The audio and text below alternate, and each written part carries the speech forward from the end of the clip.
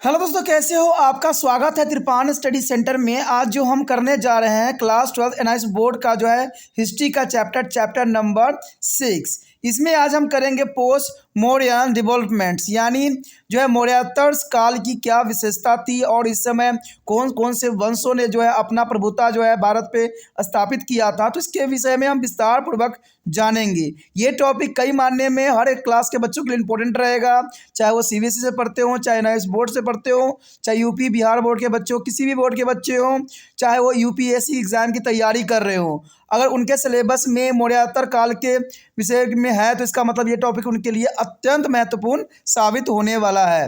और ये टॉपिक आपको हिंदी इंग्लिश दोनों माध्यम के साथ साथ डिस्प्ले भी आपको हिंदी इंग्लिश दोनों माध्यम में होगा। लेकिन आपको पता है, चैप्टर स्टार्ट करने से पहले एक बात जो मैं हमेशा कहता हूँ, जिसको आपको सोचना भी चाहिए, विचार भी करना चाहिए और अमल भी करना चाहिए, वो ये है कि जब भी वीडियो देखिए पूरा देखिए, क्योंकि अधूरा जानकारी सदैव खतरनाक होता है। साथ में एक इंपॉर्टेंट बात ये भी रहता है, अगर आप पहली बार वीडियो देख रहे हो तो लाइक शेयर सब्सक्राइब करना मत भूलना, क्योंकि दोस्तों लाइक कीजिएगा तो बनाने वाले का मनोबल बढ़ता है, सब्सक्राइब कीजिएगा तो इससे ये होता है कि जब भी मैं कोई वीडियो डालूंगा उसका नोटिफिकेशन आपको समय रहते मिल जाएगा। और देखिए, शेयर का मतलब ये होता है कि आपके थ्रू न जाने किन बच्चों को हेल्प मिल जाए, ये आप भी नहीं जानोगे, इसलिए जो है आप शेयर जरूर करो, ठीक है। व्हाट्सएप स्टेटस पे भी लगाओ। दोस्तों एनआईएस सेंटर जो है कई मानने में बहुत से बच्चों के लिए हेल्पफुल है, चाहे वो 8th क्लास हो, 9th 10th 11th 12th हो, चाहे वो एनआईएस बोर्ड के बच्चे हों, ठीक है, चाहे बीए एमए के बच्चे हो, सभी क्लासों के लिए कुछ ना कुछ जो है त्रिपान सेंटर में उपलब्ध है। तो इसलिए आपके लिए ज़रूरी है कि आप सब्सक्राइब करके इसको चैनल को जो है सेव कर लो, नहीं तो बाद में अगर रिसर्च करोगे तो शायद आपको ये चैनल प्राप्त ना हो। तो इसलिए सोचना नहीं, विचार नहीं करना है, सब्सक्राइब करके जो है अपने पास सेव करना है। दोस्तों ये तो बात था आपके लिए, लेकिन अब देखते हैं हमारा आज टॉपिक क्या है। Today we have discussed a most important topic here, the Satyavahan. Satyavahan, they are part of the post-Mauryan development chapter. There is the most important here, the historical chapter, the Satyavahan. Who is the Satyavahan? And this century, there is the most important. Satyavahan become a prominent in the Indian political scene sometime in the middle of the 1st century BC, and the Gautami Putra. There is the Sakarkan. Sakarkan is the 1st century AD. There is the most important here, Gautam Putra. Gautam Putra here are Satkarni. Satkarni is the 1st century AD, is considered to be the greatest of the Satyavahan ruler.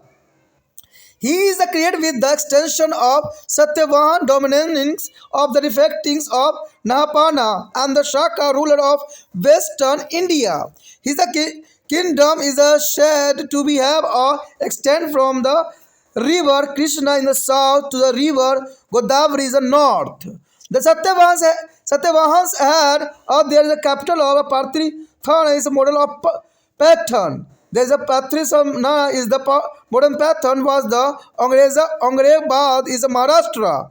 The Aurangabad is a Maharashtra. There is the most important here. The Satyavahana kingdom was a bit out of the first quarter of the 3rd century AD, and the Satyavahan king were succeeded by the king of the Ilisku then century. There is a Isku Kul century here. They are the most important. The Satyavahan kingdom was wiped out in the first quarter of 3rd century AD, and the Satyavahan king were succeeded by the kings of Ichhabaku century. There is the most important here.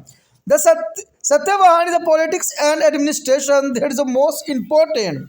Satyavahan kingdom was divided into the subdivision is called the Adhras as a Rastras as the meaning of the district. There is the most important Rahas, and the Rastra is the meaning of the district, and this is the lowest level of administration was the Grama, and which is the under to the charges of the Gramika. Gramika is the most important here. There are Grama, and there also is an officer of called Mayatyas. Mayatyas is the most important, who were first to the minister of the advisor of the king. Renewals was thus collected both the cash and king. Satyavahan king is were the first in Indian history to make a tax-free land a grant to the Buddhist and the Brahmins to the gain of religious merit. The practice there become one is a more prominent and succeeding period. The Satyavahan king is claimed to be a Brahman and the consider it is there is a primary duty to uphold the Varna system. The fourfolding is division of social stature. Here, so the Satyavahan Vansha and Kushan Vansha here. There is the most important map here show in this. The middle area is also a Patliputra and the Risha and the western Strapas. Malabad, there is the most important here and Ujjain. Satyavahan, there is this side. Mathura here and the most important Godavari is on this side. The Cholas and the Cheras is the Kaveri and Krishna here is a river. There is the most important map here. यहाँ पर जो हमारे समक्ष आया है सतवाहन वंश। देखिए सतवाहन वंश क्या था, कहते हैं ईसा पूर्व प्रथम शताब्दी के मध्य सतवाहन वंश जो है भारतीय राजनीतिक परिदृश्य में प्रमुख रूप से उभर के सामने आया। सतवाहन शासकों में महानतम शासक गौतमी पुत्र जो था सतकर्णी पहली शताब्दी को माना जाता है।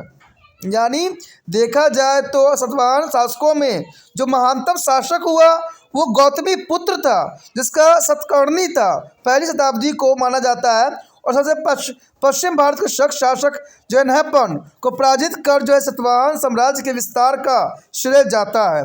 उसका साम्राज्य दक्षिण में किशन नदी से लेकर उत्तर में गोदावरी नदी तक फैला हुआ था और सतवाहन साम्राज्य की जो है राजधानी महाराष्ट्र में औरंगाबाद के निकट जो है प्रतिष्ठान हुआ था, जो कि वर्तमान में पैथन है। अभी कहते तीसरी शताब्दी के चतुर्थ भाग में सतवाहन वंश का पतन हो गया था तथा जो है इच्छुक पाशक वंश का जो है शासन यहाँ पर स्थापित हो गया था।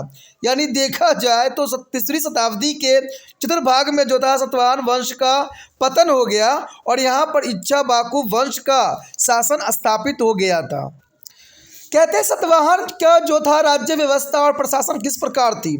कहते हैं सतवाहन साम्राज्य का आहार तथा राष्ट्ररूपी उस प्रयोग अथवा जिले में विभाजित था जो है प्रशासन की लघुत्तम इकाई ग्राम थी, जिसका अध्यक्ष ग्रामिका हुआ करता था और राजा के सहायक मंत्री के रूप में जो आत्महत्या का भी विवरण मिलता है। नगद तथा वस्तु दोनों ही प्रकार के राजस्व एकत्र किया जाता था। यानी नगद तथा वस्तु दोनों ही प्रकार के राजस्व इस समय एकत्र किया जाता था। और भारतीय इतिहास में प्रथम बार सतवाहन शासकों ने धर्म को स्वीकार करने के लिए बौद्ध तथा ब्राह्मणों को जो है कर मुक्त जो है भूदान की व्यवस्था की थी। बाद के काल में यह व्यवस्था और भी महत्वपूर्ण हो गई थी। सतवाहन शासक जो है स्वयं को ब्राह्मण मानते थे तथा वह वर्ग व्यवस्था को बनाए रखना अपना प्रथम उद्देश्य समझते थे। इसके जो है आप मैप से भी समझ सकते हो कि सतवाहन वंश का जो था किस प्रकार फैला हुआ था। यह मैप में आप देख सकते हो कि आपको सभी जो है राज्य दिख रहे होंगे। गंधार हो, कनिष्क का जो है साम्राज्य हो, सिंधु नदी हो, मथुरा हो, गंगा नदी, यमुना हो, तो ये सारे आपको दिख रहा होगा। पाटलिपुत्र भी आपको नज़र आ रहा होगा जो कि अभी वर्तमान में पटना के नाम से जाना जाता है। उसके पश्चात अगर आगे देखोगे मैप तो इसमें जो है मल्लव्य, उज्जैन, ताप्ती नदी, सतवाहन महानदी सारे जो है आपको यहाँ पर नज़र आ रहा होगा। और जो ये आपको जो है लकीरें के रूप में दिखाया गया है तो ये जो है सतवाहन वंश के शासकों ने इस क्षेत्रों में राज किया। इस बात को जो है इस ऐसे रिप्रेजेंट किया जा रहा है। The next are trade and commercially activity in this period. The first are internal and external trade routes. There is a most important here. The most important feature of the post-modern period was the growth of trade and commerce. Both the internally as well as externally, there were two major internal land routes in the ancient India. First known as the Uttara Path and the connected to the northern and the eastern part of India with the northern western phrases. And present is Pakistan and further is Beloin, and the second known as the Dakhishnapatha and connected to the peninsular India with the western and northern part of India. There is a most important here. As regard external trade routes, after the discovery of monsoon by the Hippothous, a Greek navigator in 45 AD, more and more sea as well as is very used to the trading of purpose of there is the purpose is important part of India on the western coastal way from north to south direction. The Bharkuchala is the Spora, is a Kalanya, is a Moris, etc. The sea from to the port as allied to be a Roman Empire through the Red Sea. The trade with the Southeast Asia was conducted through their sea and permanent port on the eastern coast of India where Tamrapati is the West Bengal. Tamrapati is the West Bengal and Amri Kundu is the Tamil Nadu coastal. And the sea trade was also connected to the between to the Barku Chukacha as a port of the Southeast Asia. Trade with the West and the Central Asia. An important feature of the commercial activity in the post-Maurya period was their travings or trade between India and the West, where Roman Empire were at the height. Initially, their trade was carried out of through the land, but is owing to the frequent obstructions and created by the Parisians and who is ruling the area of through the which this is a trade routes is a past. The focus was shifted to the sea routes. Now ships could be moved directly from the India port to the part of Red Sea and Persian Gulf. There is the most important here. The best account of Indo-Roman trade is given in the book called Peripheries of the Erythraean Sea, which was written in the 1st century AD by the Anonymous author. Anonymous author is the mainly requirement of the Romans were to Indian products such as the spices, is a perfumes, jewelers, heroes, and the fine textiles. Either muslins is the spices exported for the India to the Roman Empire, included paper, and also is called to the Yovanpedia. Yovanpedia is praised because of it is a popularity among to the Roman.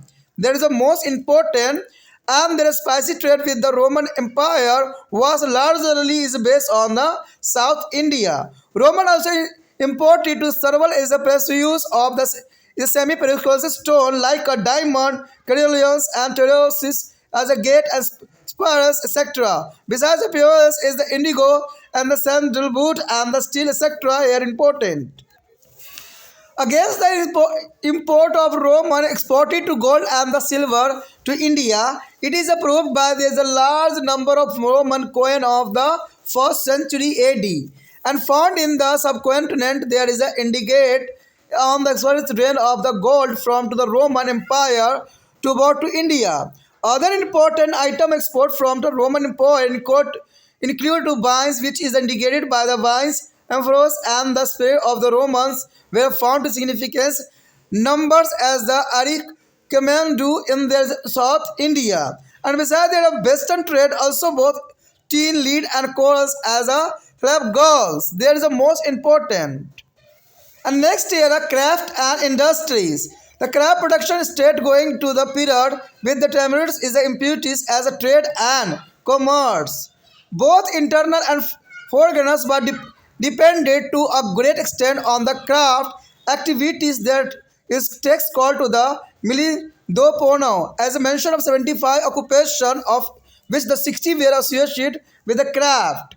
The level of the specialization was very high and there were a separate artisans is working in the gold, silver, precocious stone, etc. Ujjain was a prominent is a bed is a making center and textile industry was another prominent industries.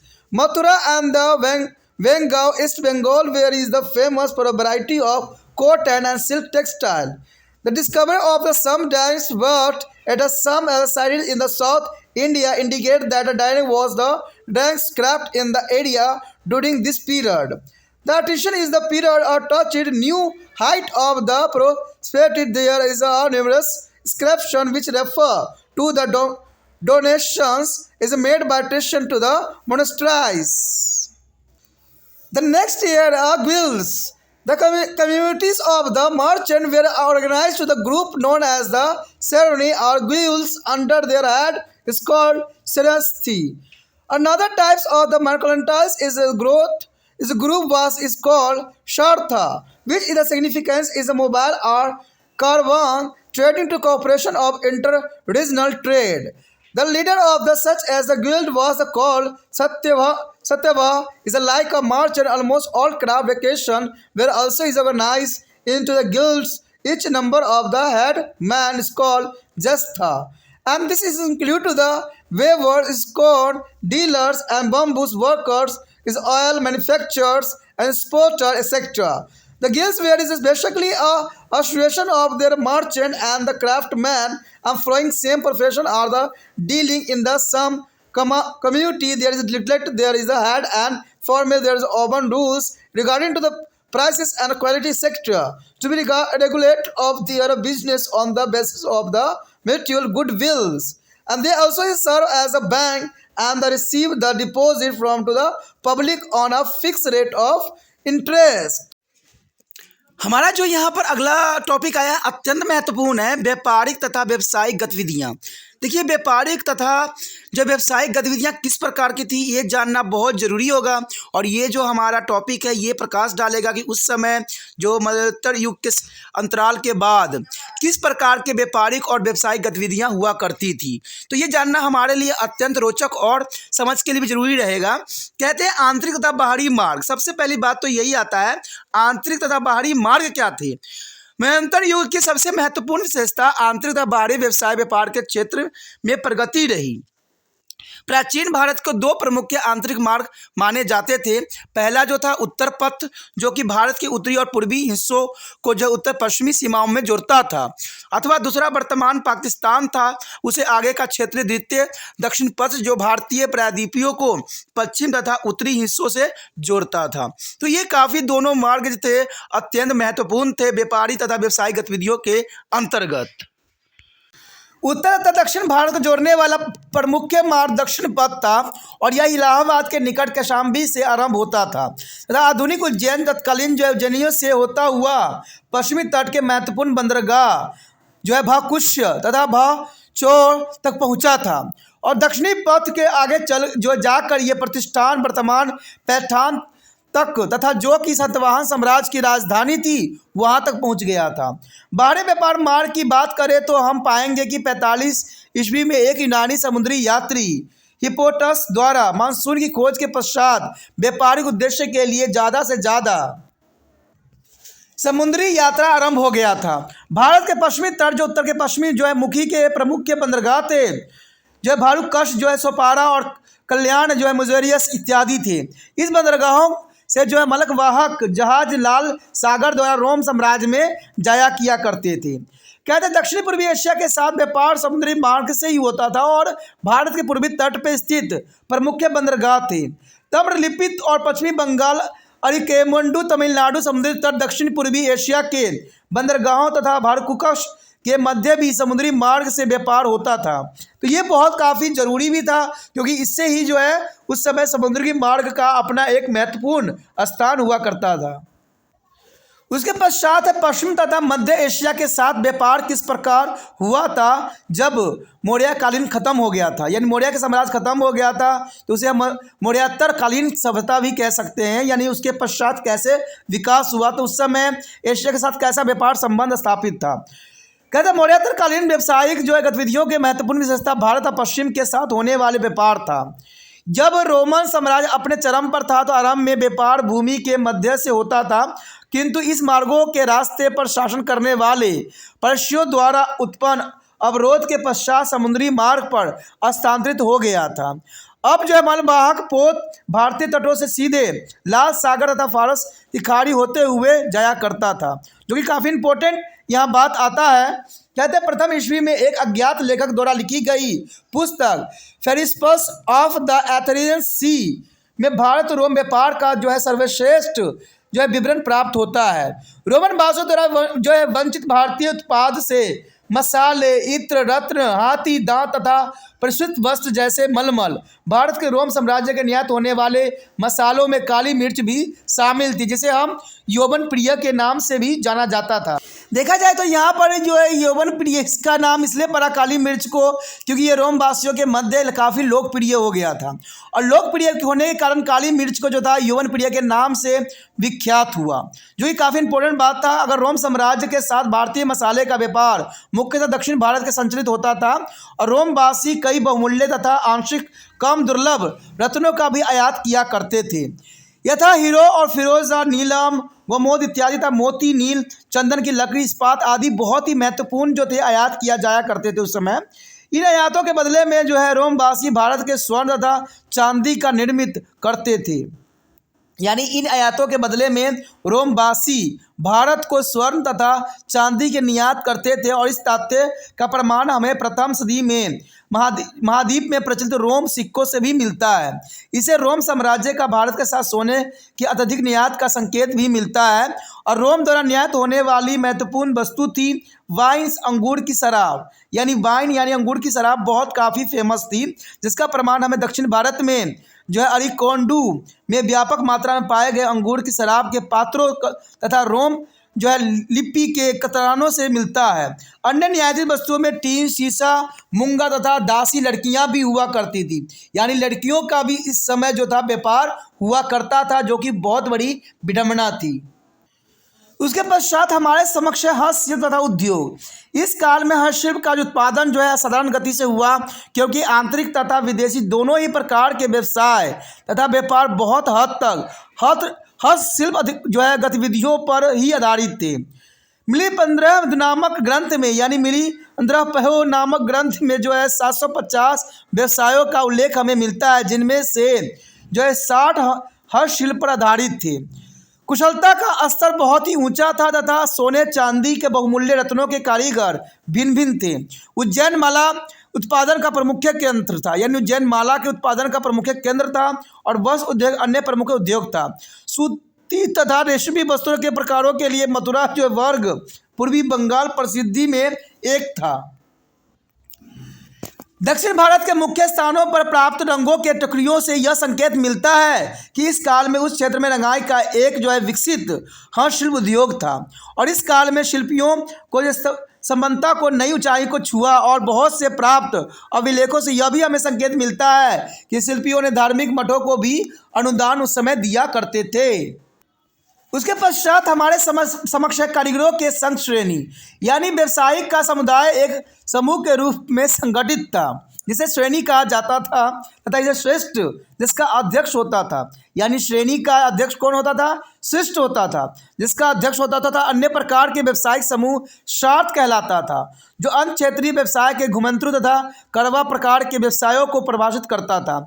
इस संगठन का अध्यक्ष जो था साथव के नाम से जाना जाता था और इस व्यापारियों की भांति सभी हस्तशिल्पी समूह भी संघ के रूप में संगठित थे तथा ज्येष्ठ उनका प्रधान होता था। और इसमें बुनकर जो है अनाज व्यवसायी, बांस के तेल व्यापक, ठीक है, उत्पादक, कुम्हार और इत्यादि शामिल थे।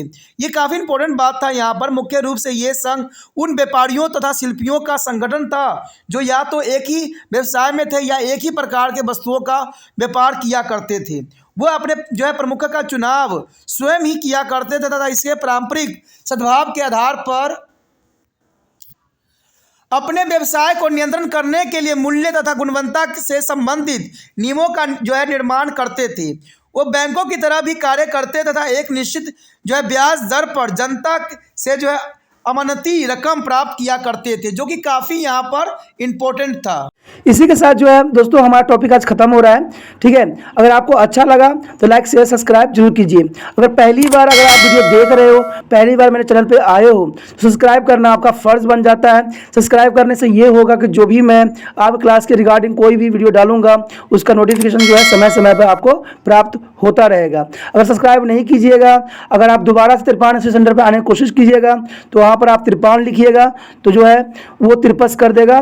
ठीक है, जो आप गूगल पर सर्च करेगा तिरपस कर देगा, जिससे वजह से आप जो है मेरे वीडियो का जो है फायदा नहीं उठा पाओगे। तो सोचिए मत, विचार मत कीजिए, सब्सक्राइब कीजिए। आप सोचते होइएगा कि मेरे जो एग्जाम खत्म हो जाने के मेरा क्या जरूरत है तिरपान स्टडी सेंटर से। ठीक है, तो इसलिए सब्सक्राइब नहीं करने का सोचिएगा, लेकिन दोस्तों ऐसा नहीं है। तिरपान स्टडी सेंटर जो है बहुत हेल्पफुल है। क्योंकि ये जो है आपके 8th class, 9th, 10th, 11th, 12th जो आर्ट्स के सब्जेक्ट को कवर करता ही है, प्लस जो है ये NIC बोर्ड के जो है 10th प्लस 2 को भी कवर करता है। साथ में BA जो है फर्स्ट ईयर से लेकर 6 सेमेस्टर तक बच्चों के लिए ये अग्रसर रहेगा आर्ट्स सब्जेक्ट में। तो सोचिए नहीं, विचार नहीं कीजिए, काफ़ी जो है तिरपान स्टडी सेंटर का फ़ायदा ही फ़ायदा है। ठीक है, अगर आप मुझे प्रोत्साहित करोगे तो आपके लिए मैं तरह तरह के वीडियो बनाऊंगा जो आपको फ़ायदा पहुँचाएगा। एग्ज़ाम के तौर पर मैं आपको जो है पेपर पर भी आपको सोल्यूशन करके दिखाऊंगा जो आपके लिए फ़ायदेमंद रहेगा। अगर नहीं सब्सक्राइब कीजिएगा, मेरा मनोबल घटेगा, तो हो सकता है कि आपको फिर दोबारा मैं ना वीडियो बनाऊं और आपको फ़ायदा ना पहुंचाऊं। तो अभी भी नहीं सोचिए, मेरा जितना आप फैलाइएगा, जितने दूसरे बच्चों के साथ शेयर कीजिएगा, उतना जो है मैं आपके लिए कार्य करने में अग्रसर रहूंगा। ठीक है दोस्तों, इसलिए सोचिए मत, विचार मत कीजिए, अभी सब्सक्राइब कीजिए और अपने व्हाट्सएप स्टेटस पे लगाइए और दूसरे बच्चों के साथ भी शेयर कीजिए। ठीक है दोस्तों, अपना ध्यान रखना। बाय।